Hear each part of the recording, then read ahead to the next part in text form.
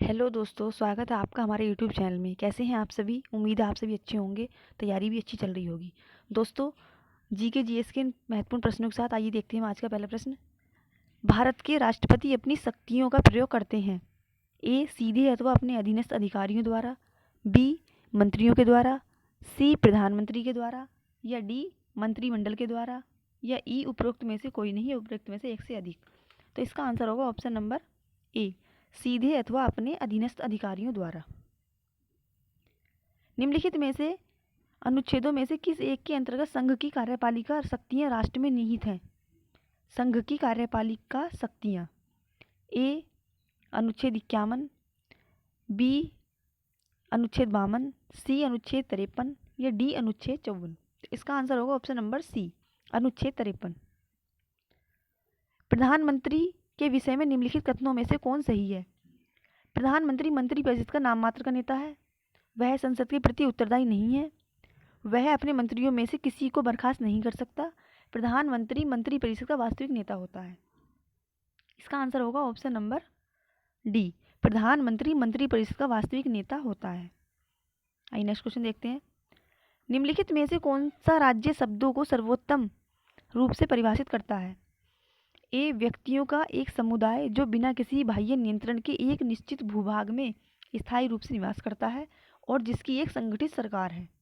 B एक निश्चित भूभाग के राजनीतिक रूप से संगठित लोग जो स्वयं पर शासन करने, कानून एवं व्यवस्था को बनाए रखने, अपने नैसर्गिक अधिकारों की रक्षा करने तथा अपनी जीविका के साधनों को सुरक्षित रखने का अधिकार रखते हैं।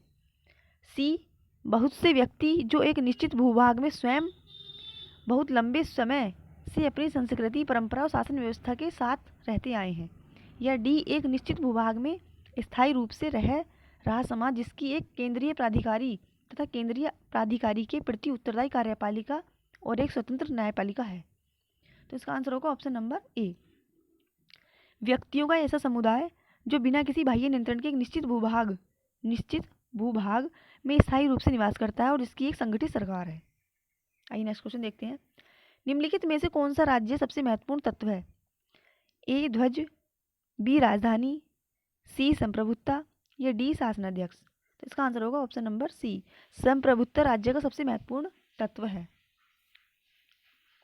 भारत सरकार को कानूनी विषयों पर कौन परामर्श देता है?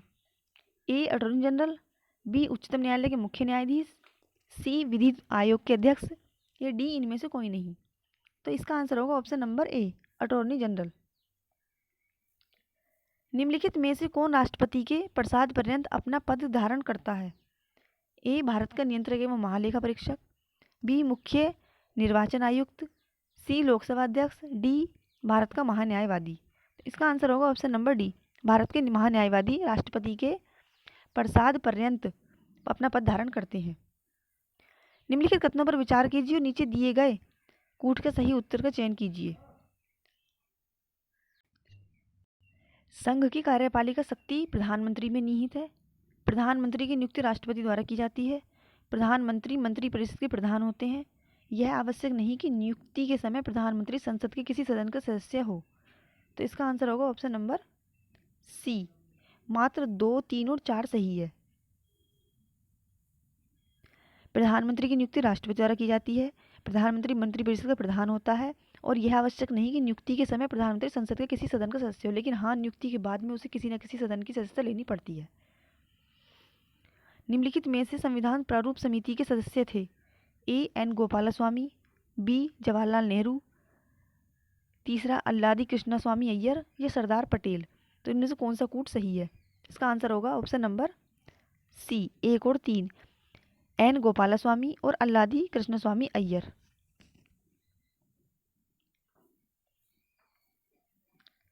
निम्नलिखित अवतरण में हम भारत के लोग भारत को एक संपूर्ण प्रभुत्व संपन्न समाजवादी पंथनिरपेक्ष लोकतंत्रात्मक गणराज्य बनाने के लिए तथा उसके समस्त नागरिकों को सामाजिक, आर्थिक और राजनीतिक न्याय, विचार, अभिव्यक्ति, विश्वास, धर्म और उपासना की स्वतंत्रता, प्रतिष्ठा और अवसर की समता प्राप्त कराने के लिए उन सब में व्यक्ति की गरिमा और राष्ट्र की एकता और अखंडता सुनिश्चित करने वाली बंधुता बढ़ाने के लिए दृढ़ संकल्प होकर अपनी इस संविधान सभा में आज डैश को एत द्वारा इस संविधान को अंगीकृत, अधिनियमित और आत्मर्पित करते हैं। तो ये कब लागू हुई थी? 26 जनवरी 1950 को, 26 जनवरी 1949 को, 26 जनवरी 1949 को, 26 नवंबर 1949 को, उपयुक्त में से कोई नहीं। इसका आंसर होगा ऑप्शन नंबर बी, 26 नवंबर 1949 को। 2.5 दिन का झोपड़ा क्या है? एक मस्जिद, एक मंदिर, या संत की झोपड़ी, या एक मीनार? तो ये है एक मस्जिद। ये किसने बनवाई थी? ये बनवाई थी कुतुबुद्दीन ऐबक ने।